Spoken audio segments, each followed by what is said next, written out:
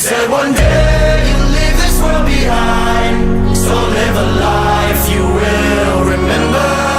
My father told me when I was just a child, these are the nights that never die. My father told me.